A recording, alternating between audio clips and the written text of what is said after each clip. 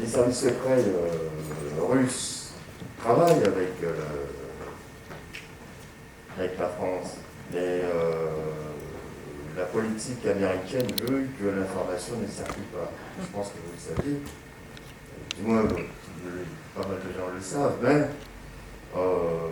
les services secrets russes travaillent, mais ils ont des empêchements politiques, et surtout les services secrets anglais, qui font un travail de fourmi pour les Américains au Moyen-Orient. Et c'est ce qui crée la cacophonie.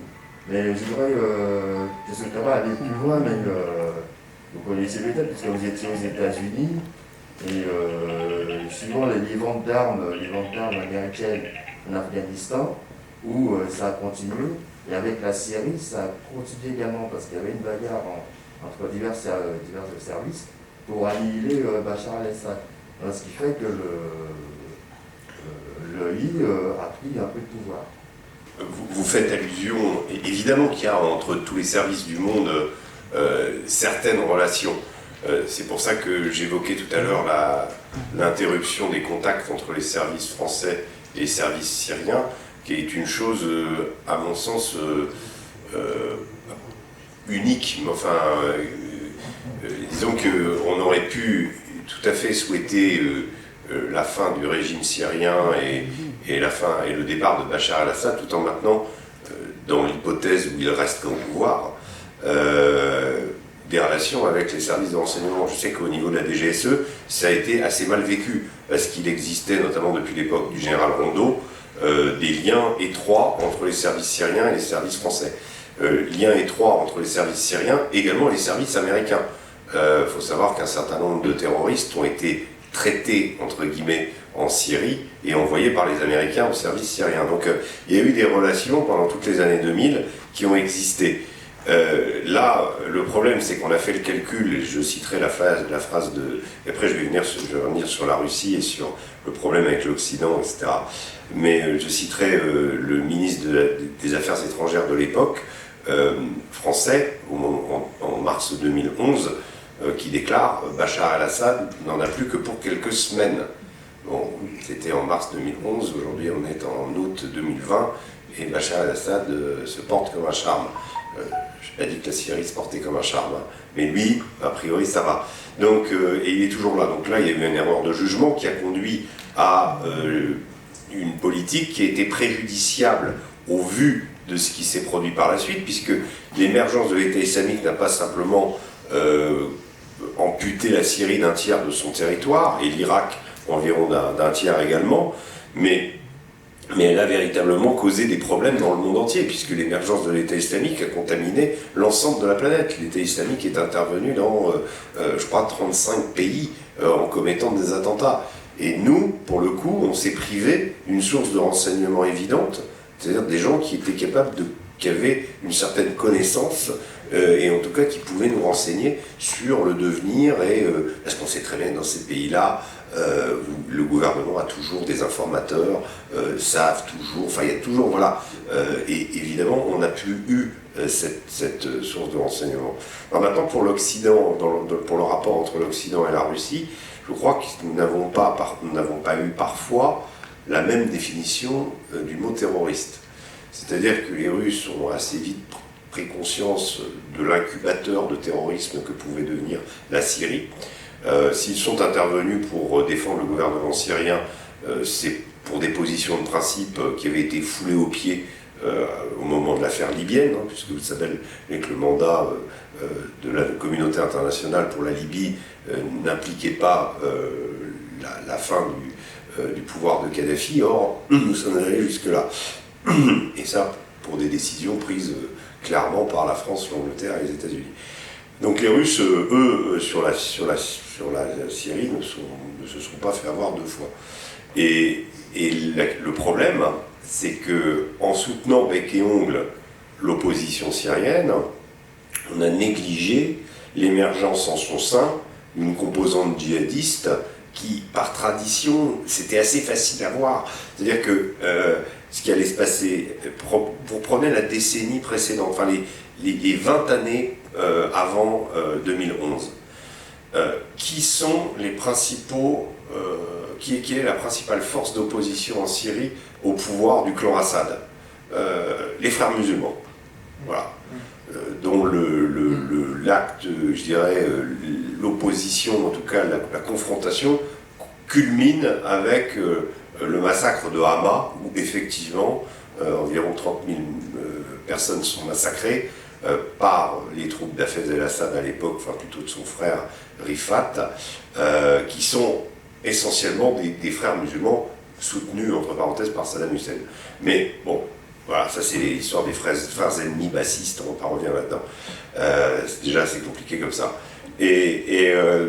Donc, ce qui se passe, c'est que quand vous regardez l'émergence de l'opposition en Syrie, comment a-t-on pu, au niveau français, au niveau de la diplomatie française, s'imaginer à un seul moment qu'on allait aller vers un développement à la tunisienne, voire à l'égyptienne, c'est-à-dire une éviction du dictateur progressif avec une prise de pouvoir d'éléments et qu'on pourrait aller vers, je dirais, constituer quelque chose à partir de ça.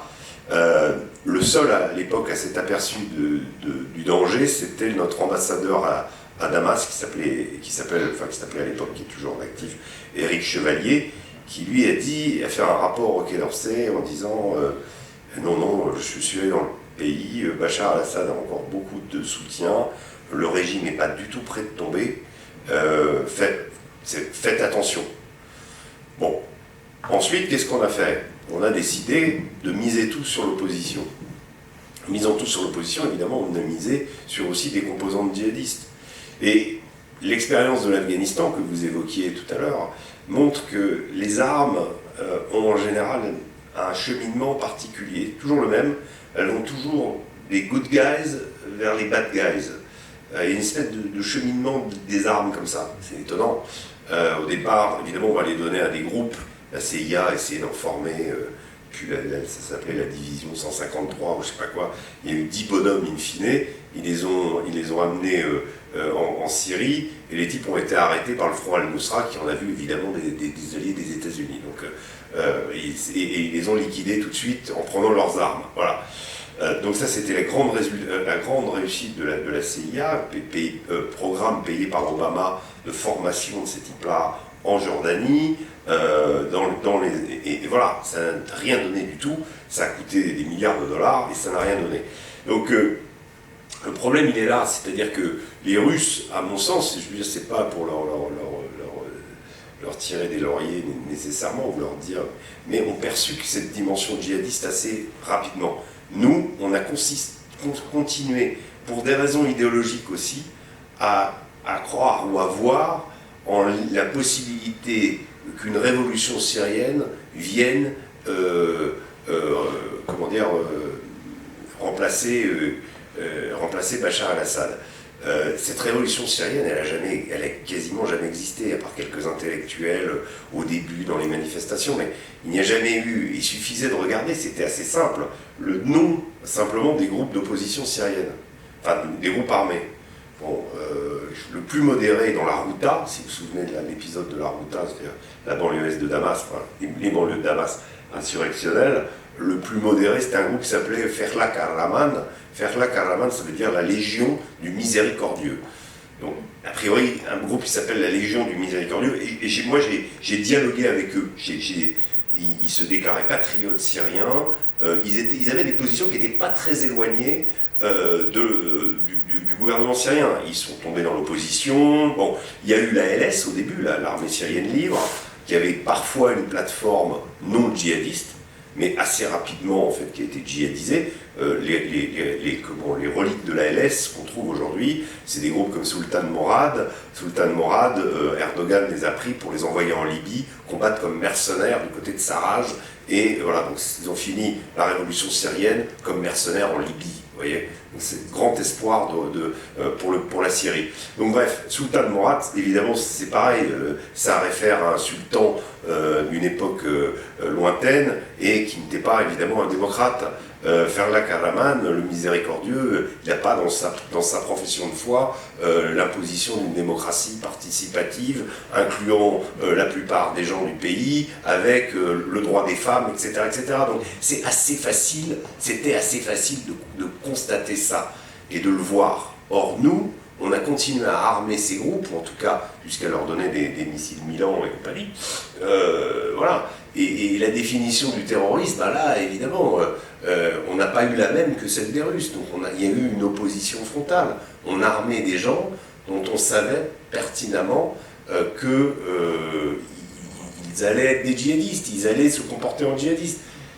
Le but, c'était d'abattre Assad. Ce qui est terrible, c'est qu'on avait l'expérience afghane des Américains. Voilà, on pouvait ne pas revivre cette guerre où, en armant des moudjahidines, on s'est retrouvés. Moi, je vais vous donner un exemple. En Afghanistan, j'étais avec les Marines dans la province d'Helmand. Je termine là-dessus. Un des types de la compagnie, 2 jours avant notre arrivée, avait sauté sur une mine. C'était un type hyper célèbre, donc j'avais fait un peu toute mon histoire autour de lui. Donc il y avait vraiment un traumatisme dans l'unité, quand vous êtes dans des soldats comme ça qui ont perdu, et puis surtout les mines antipersonnelles comme ça. Et je me suis rendu compte qu'en fait, j'avais eu accès au compte rendu de l'incident, qui avait perdu ses jambes, etc., qu'il s'agissait en fait d'une mine de fabrication italienne donnée par la CIA à l'époque des Moudjahidines pour combattre les Russes, qui avait été réutilisée contre les Américains cette fois-ci. Donc vous voyez, ce genre d'épisode montre un peu toute l'absurdité, et puis toujours ce trajet des armes vers les gentils jusqu'aux très méchants. Voilà. Depuis le début de ce conflit en Syrie, il y a quasiment 10 ans, combien de fois, souvenez-vous, vous avez entendu l'expression opposition modérée, des appels à négocier avec. Pour moi, je ne sais pas, mais pour moi, et là je fais un point avec ce qu'a dit au tout début Dimitri, l'opposition modérée, c'est celle qui siège au Parlement en bloquant des initiatives, en essayant de bloquer des initiatives gouvernementales et en appelant de temps en temps à une mesure de défiance. Celle qui sort dans la rue et y brûle des vieux pneus et casse les vitrines, c'est celle un peu radicale. Et celle qui, les armes à la main, cherche à renverser le pouvoir, à mon avis, c'est une drôle d'opposition, ça. J'appellerais ça plutôt des terroristes. Voilà. C'est que c'est très difficile de comparer la Russie et la France sur effectivement cette animosité et ce rejet qu'a les Français en grande majorité de la religion musulmane, parce que c'est maintenant la 2e religion de France, alors qu'avant nous avions la religion catholique. Et donc ça pose un véritable problème, et il y aura certainement un jour peut-être, et je ne le pense pas, mais enfin je pense, une véritable révolution en France. Il y avait entre la France et la Russie, précisément comme vous le dites, une différence de traitement et de rapport avec l'islam. Vous l'avez très bien souligné, le rapport entre la Russie et l'islam remonte à très loin. Et il n'y a pas en Russie d'antagonisme comme il en existe en France. Je prenais l'exemple de la guerre d'Algérie et vous avez évoqué De Gaulle. En France, oui, il y a une véritable... La France n'est pas une société où l'islam a sa place. Enfin, je veux dire, en tout cas, c'est pas une société, même s'il y a eu des relations anciennes, c'est une relation de colonisation, en tout cas avec l'Algérie, un traumatisme d'une décolonisation, et ensuite, vous l'avez rappelé fort justement, le regroupement familial qui a permis qu'une population assez importante d'origine maghrébine s'installe en France et qu'elle garde ses traditions et sa culture religieuse. La Russie ne se place pas du tout dans ce cadre-là, et je dirais qu'il existe en Russie, à mon sens, une connaissance de l'islam bien plus ancienne, et en tout cas qui n'est pas faite de rapport d'antagonisme. Ce qui permet à Poutine d'inaugurer une énorme mosquée, je crois que c'était il y a 2 ans, à Moscou, sans que ça pose aucun problème. C'est-à-dire, et puis peut-être qu'au niveau de la Russie, et ça c'est un autre aspect, l'islam, il y a plus un contrôle de cette religion, en tout cas dans les républiques du Sud, où elle est majoritaire, où elle fait partie on va prendre la Tchétchénie, mais il y en a d'autres. L'islam est très encadré et très étroitement lié au pouvoir. Ce qui n'est pas du tout le cas en France, où elle est désorganisée. On a un gros problème puisqu'il s'agit d'un islam sunnite. Donc un islam sunnite, ça veut dire qu'il n'y a pas de clergé, qu'il n'y a pas il n'y a pas une organisation pyramidale comme chez les chiites. Et il y a le danger, justement, qu'un certain nombre de petits groupes comme ça puissent déclarer ou faire leur propre islam. Ça arrive en prison. Il y a eu des tentatives de réguler l'islam de France. Je pense qu'une des plus intéressantes a été faite par Jean-Pierre Chevènement, justement, qui avait été le premier à nommer des imams en prison. Et les imams, clairement, moi j'avais fait à l'époque un reportage sur la maison d'arrêt de Nanterre, j'avais rencontré l'imam, il avait fait clairement comprendre que son rôle, c'était aussi de surveiller les déviances possibles d'un certain nombre de détenus. À l'époque, c'était les années 2000, il n'y avait pas encore de montée en flèche de l'islam, mais lui, son rôle, c'était déjà ça. Donc il y avait un côté d'observation, de quadrillage du périmètre et de voir l'évolution. Aujourd'hui, ça n'existe plus, et aujourd'hui, évidemment, quand on a 40% des détenus qui sont musulmans ou quasiment, c'est sûr que ça pose énormément de problèmes. Et qu'en France, on n'a pas la solution. Je ne dis pas que la Russie a la solution, mais elle a en tout cas un rapport plus apaisé à l'islam que nous. Voilà. Oui, 2 choses simplement. C'est une des questions fondamentales dans la façon dont les musulmans, et là tous, y compris islamistes ou pas islamistes, ils n'ont pas réglé le problème de l'apostasie. C'est-à-dire que l'apostasie pour l'islam est totalement interdit, et celui qui change de religion est condamné à mort. Celui qui épouse une autre religion, même une religion du livre, peut être condamné à mort et peut être considéré comme un apostat. En Russie, la question de l'apostasie, elle s'est réglée de facto. Moi, j'en ai parlé avec un moufti de la Fédération de Russie, il est daguestanais, c'est donc du Caucase, et je lui ai demandé, mais comment vous réglez la question de l'apostasie? Est-ce que ça ne vaudrait pas la peine que vous vous rencontriez des fois avec des musulmans français, ou en France, pour parler de ça? Il m'a dit, nous, on ne peut pas respecter l'apostasie. On ne peut pas respecter cet aspect-là ni du Coran ni de l'islam. On est bien obligé de l'adapter parce qu'on vit en permanence avec les autres religions depuis des siècles. Et les couples mixtes, chez nous, c'est fréquent. Donc, c'est un aspect, ils se considèrent, eux, comme des patriotes russes, même s'ils sont tatars, daguestanais ou autres, ce sont des Russes. Et ils le disent eux-mêmes. Ils disent, ne nous appelez pas seulement tchétchènes ou daguestanais, nous sommes Russes. Et de ce point de vue-là, on arrive à l'autre aspect, les Tchétchènes. Chez les Tchétchènes, la façon de mettre dehors les wahhabites, donc islamistes, c'est grâce aux traditions locales de l'islam, et notamment du soufisme très très fort en Tchétchénie. Ahmad Kadyrov, le papa du Kadyrov actuel, qui a été assassiné par les wahhabites, considère le wahhabisme au même niveau que les globalistes américains ou néoconservateurs, c'est-à-dire comme un phénomène mondial qui atteint à leur souveraineté. C'est ce qui explique quand même une certaine attitude des Tchétchènes aujourd'hui par rapport au wahhabisme et à l'islamisme. Et en revanche, quand la Russie intervient en Syrie, il y a des tas d'autres raisons, mais il y a une raison fondamentale, c'est qu'elle sait qu'il y a beaucoup là-bas d'islamistes venus d'Asie centrale ou du Caucase, et qu'il est dans les projets de certains d'organiser un sanctuaire en Syrie pour pouvoir notamment attaquer le sud de la Russie. Pour changer un peu de registre, à titre d'anecdote, depuis, je peux me tromper sur la date, donc c'est fin 18e, où début 19e siècle, les décorations d'État en Empire russe, qui traditionnellement avaient une connotation religieuse, Saint Vladimir, Sainte Anne, Saint Georges, etc., quoique dans le langage courant, généralement on ne mettait le saint en disant tout simplement Vladimir, Anne, André, etc., etc. Donc ces décorations d'État existaient sous deux présentations traditionnelles et celle désignée au sujet de l'Empire de confession non orthodoxe.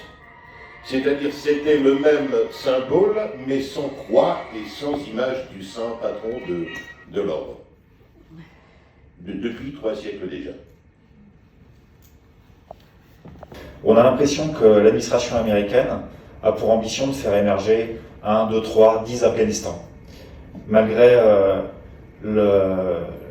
les conséquences qu'a eu la manipulation du conflit afghan pour les États-Unis et pour le monde entier, notamment pour tout le monde occidental, ça n'a pas servi de leçon.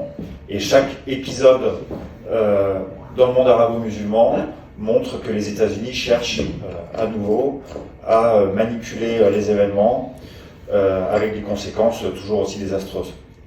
Alors le dernier Afghanistan, on a l'impression que c'est la Chine, le Xinjiang.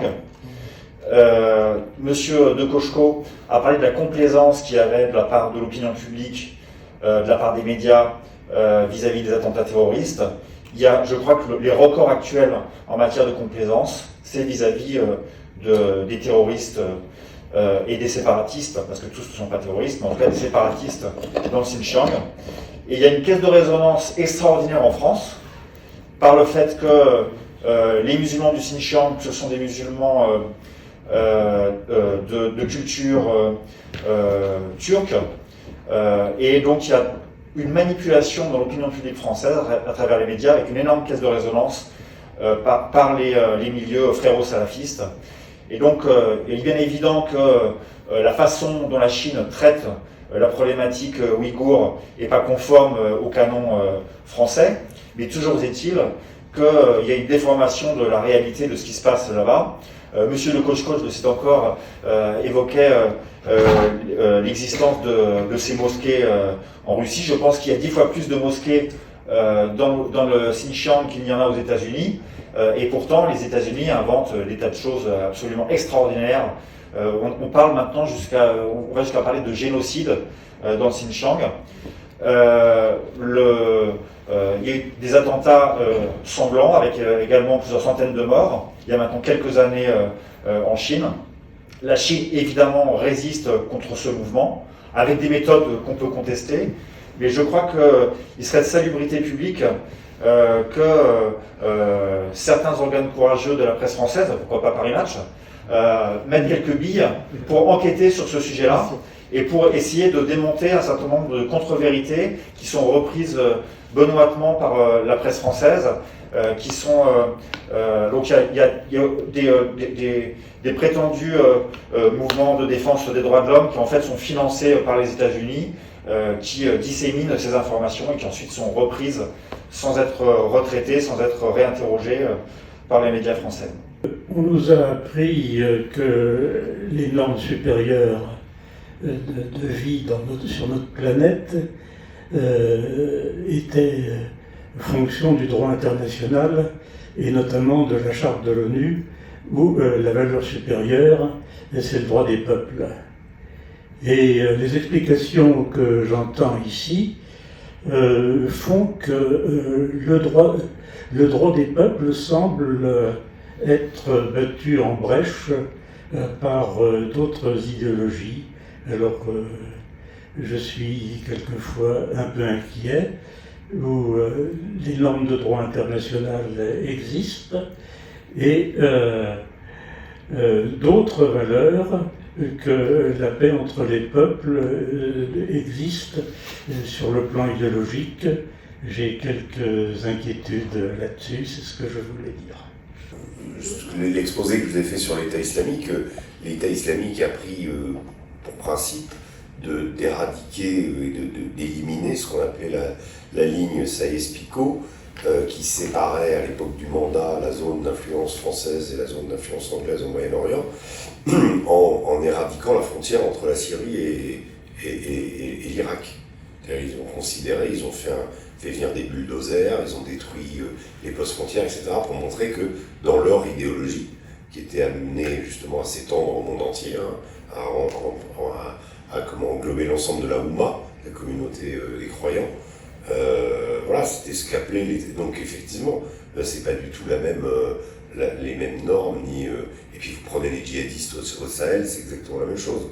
Je veux dire, entre ce que nous on appelle le G5 Sahel et les fameuses zones des 3 frontières, bon, la zone des 3 frontières, les mecs ils passent d'un côté à de l'autre sans aucun problème, et en plus les structures, nos structures, enfin, en tout cas notre idée du droit des peuples et du respect de l'intégrité des territoires, etc., c'est pas quelque chose qui les concerne. Bon, leur idéologie, elle est irrationnelle, enfin, elle participe d'une dimension religieuse, et quand elle se sédimente sur des questions d'affrontement ethnique, pour ce qui est le cas de l'Afrique, il s'agit d'une opposition multiséculaire entre nomades et sédentaires, quoi. Entre les Peuls, globalement, et les Touaregs, qui sont des peuples nomades et qui vont vers le djihadisme aujourd'hui, et puis les autres qui sont sédentaires et qui sont des agriculteurs. Donc vous pouvez voir la plupart des conflits aujourd'hui dans leur zone, effectivement dans des... oui, et la charte des Nations Unies là-dedans, elle est quand même très lointaine, voilà.